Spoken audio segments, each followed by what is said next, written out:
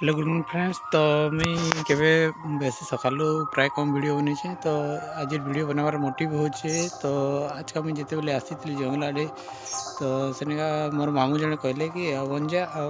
आज का हाथी आसी लगे तो मुझे नहीं जानी रात आसी जेहेतु आमर गला काली आमर ओसे जवन कर पिकनिक होता से मुई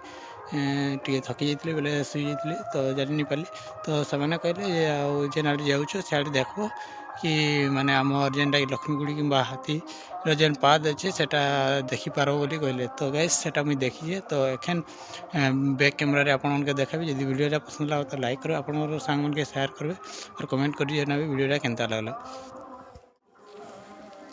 सो फ्रेंड्स तो एटा से हाथीर मोड़ा मैंने देखी पड़ू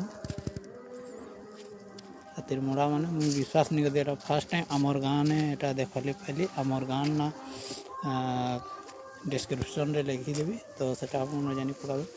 तो यहाँ आमर गाँव न एटा क्रॉस हो तो मुझे फास्ट टाइम एटा देखुचे हाथी मोड़ा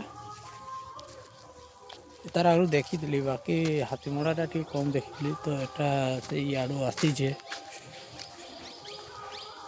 पात पके पके तो बहुत डेंजर हो गला न जेहेतु खाबार लगे हाथी मान के सफिसीयंट जेनटा से नहीं मिलवा तो से बाध्य गाँव आसवार ट्राए करूँ।